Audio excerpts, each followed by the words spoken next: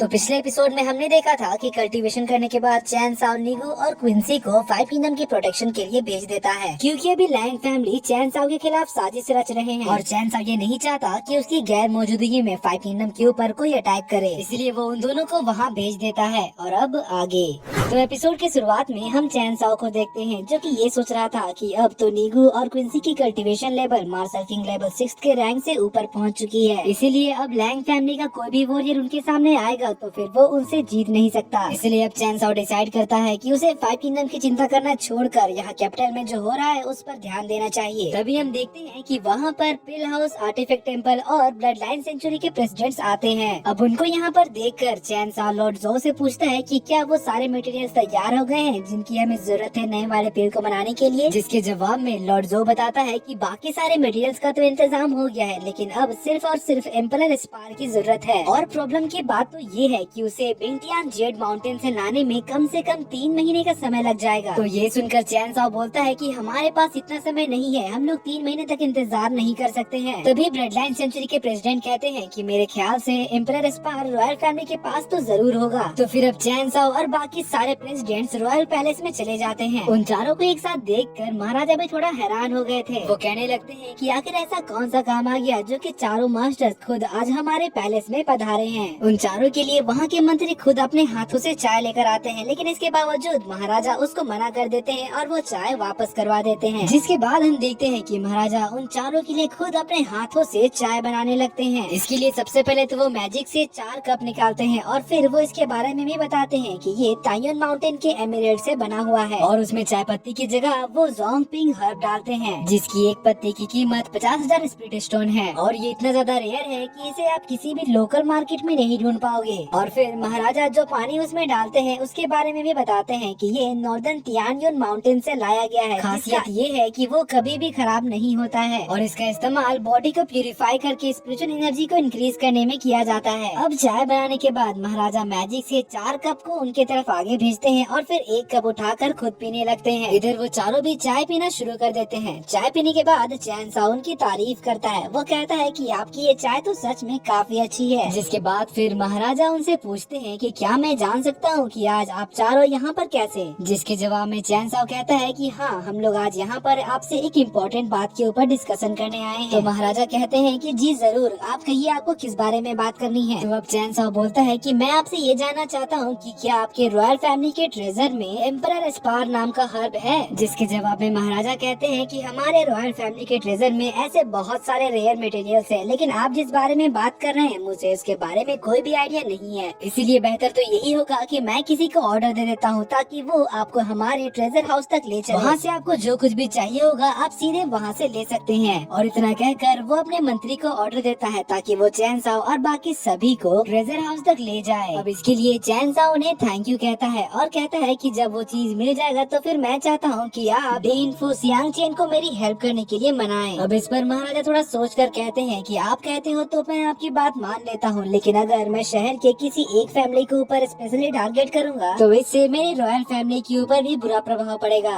अब ये सुनकर चैन साओ कहता है कि आप उसकी चिंता मत करिए, मैं लैंग फैमिली को कुछ भी नहीं करूँगा। अगर सच कहूँ तो मुझे ये देखकर बहुत बुरा लगता है कि आप अब तक मार्शल मोनार्क रेल्म में अटके हुए हो, लेकिन अगर आप मेरे इस काम में मेरी मदद करते हो तो फिर मैं प्रॉमिस करता हूँ कि मैं आपको मार्शल मोनार्क रेल्म से ब्रेक थ्रू करने में मदद करूँगा, वो भी सिर्फ और सिर्फ 1 महीने में। अब ये सुनकर महाराजा पूरी तरह से शॉक हो जाते हैं और फिर वो चैन साओ से पूछते हैं कि क्या ऐसा करना 1 महीने के अंदर सच में पॉसिबल भी है। जिस पर चैन साओ कहता है कि हाँ बिल्कुल, मेरी मदद से आप 1 महीने के अंदर मार्शल मोनार्क रेल्म से ब्रेक थ्रू कर पाएंगे। बस इसके लिए आपको डीन फू सियांग चेन को मेरी मदद करने के लिए मनाना होगा और एक एम्परर स्पार्क का इंतजाम करना होगा, और ऐसा करने से मैं आपकी मदद करूंगा इसका 70% चांस है, लेकिन अगर आप 2 स्पार्क का इंतजाम कर देते हो तो फिर 90% चांस है कि मैं आपको ब्रेक थ्रू करने में मदद करूंगा। तो फिर अब महाराजा कहते हैं कि मैं डीन फू से इसके बारे में बात जरूर करूंगा, और रही बात एम्परर स्पार्क की तो उसको मैं खुद आपके लिए ढूंढूंगा। यहाँ पर उनकी ये सब बात चली रही थी कि तभी पीछे से वहाँ पर महाराजा की बेटी और उनका एक बेटा आता है। वो दोनों सबसे पहले आकर अपने फादर को रिस्पेक्ट देते हैं, जिसके बाद महाराजा सभी से उनका इंट्रोडक्शन करवाते हैं। वो बताते हैं हैं कि ये लड़का मेरा 5th सन है और इसका नाम लियो युआन किंग है और उसके पास में खड़ी मेरी 9th डॉटर है और उसका नाम लिंग युन है और बताते हैं कि ये दोनों मेरे सभी बच्चों में से मेरे फेवरेट हैं। और इसके बाद वो सभी प्रेसिडेंट्स का इंट्रोडक्शन करवाते हैं। वो बताते हैं कि सबसे आगे में जो खड़े हैं उनका नाम चैन साओ है और वो चेंगडी पेविलियन के प्रेसिडेंट हैं। और उनके पास ही में जो खड़े हैं उनका नाम लॉर्ड जो है और वो बिल पेविलियन के प्रेसिडेंट हैं। और जो सफेद कपड़े में यहाँ पर मौजूद हैं उनका नाम प्रेसिडेंट नैन कॉन है और वो ब्लड लाइन सेंचुरी के प्रेसिडेंट हैं। और सबसे आखिरी में जो खड़े हैं उनका नाम प्रेसिडेंट येलू है और वो आर्टिफैक्ट टेम्पल के प्रेसिडेंट हैं। सबका इंट्रोडक्शन करवाने के बाद महाराजा अपने बच्चों से कहते हैं कि जल्दी से अब इन सबको सैल्यूट करो। तो फिर वो दोनों झुककर उन सभी को रिस्पेक्ट देते हैं और कहते हैं कि हमें आपसे मिलकर काफी अच्छा लगा। तभी लॉर्ड जो कहते हैं कि मैंने 9th प्रिंसेस के बारे में बहुत सुना था कि वो बहुत ज्यादा टैलेंटेड और होशियार है और आज फाइनली मैंने 9th प्रिंसेस को अपनी आंखों से देख ही लिया। और जितना तारीफ मैंने 9th प्रिंसेस के बारे में सुना था उन सभी पर अब मुझे यकीन हो गया है। लॉर्ड जो की तारीफ सुनने के बाद प्रिंसेस उनका शुक्रिया अदा करती है। लेकिन जब वो चेंगडी पेविलियन के प्रेसिडेंट यानी कि चैन साओ को देखती है तो उसे विश्वास ही नहीं होता क्योंकि चैन साओ तो काफी ज्यादा यंग था। इसीलिए वो चैन साओ से थोड़े मजे लेने के बारे में सोचती है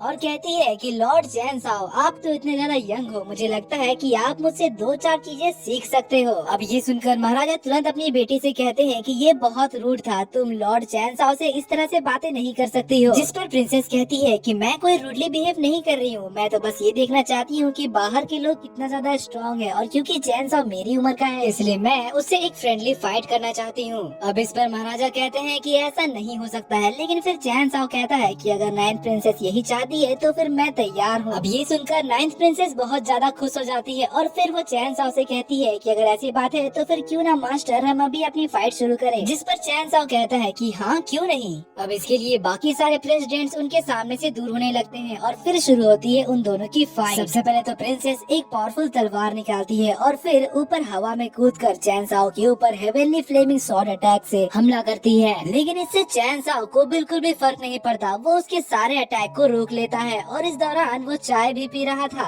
अब ये देखकर प्रिंसेस को बहुत ज्यादा हैरानी होती है, लेकिन वहीं दूसरी तरफ महाराजा और बाकी सभी को तो पता था कि ये प्रिंसेस चैन साओ का कुछ भी नहीं बिगाड़ सकती। जिसके बाद प्रिंसेस अपनी सारी पावर को एक ही जगह रिचार्ज करके एक फाइनल अटैक करती है, लेकिन इसको चैन साओ सिर्फ और सिर्फ अपनी एक उंगली से रोक लेता है। लेकिन फिर वो प्रिंसेस दोबारा से चैन साओ के ऊपर हमला करने के लिए आगे बढ़ती है, लेकिन अब महाराजा उसको रोक देते हैं और कहते हैं कि तुम हार चुकी हो। मगर प्रिंसेस ये मानने को बिल्कुल भी तैयार नहीं थी। वो कहती है कि मैं कैसे हार सकती हूँ, ये चैन साओ तो अभी तक मुझ पर एक अटैक भी नहीं कर पाया है। तो फिर महाराजा कहते हैं कि एक बार तुम अपने बाल में लगा वो पिन निकाल कर तो देखो। और जब वो प्रिंसेस अपना हेयर का पिन निकाल कर देखती है तो उसके हेयर के पिन में एक कट लगा हुआ था, जिसका मतलब कि ये हुआ कि अगर चैन साओ चाहता तो उसके हेयर पिन के जगह उसके गर्दन पर भी कट लगा सकता था और प्रिंसेस को पता भी नहीं चलता। तो अब ये सब देखकर प्रिंसेस को समझ आ गया था कि चैन साओ कोई मामूली आदमी नहीं है। वो कहती है कि मास्टर चैन साओ आप तो मार्शल आर्ट में सच में बहुत ही ज्यादा अमेजिंग है। और दोस्तों इसी के साथ ये एपिसोड यहाँ पर खत्म होता है। अगर आपको मेरी एक्सप्लेनेशन और ये एपिसोड पसंद आया तो प्लीज वीडियो को लाइक कर दीजिएगा और जाने से पहले चैनल को सब्सक्राइब करके बेल नोटिफिकेशन भी ऑन कर लीजिएगा ताकि जैसे इसका नेक्स्ट पार्ट आए तो आपको सबसे पहले पता चल जाए। तो मिलते हैं आपसे अगली वीडियो में, तब तक के लिए bye bye, be happy, be safe and thanks for watching.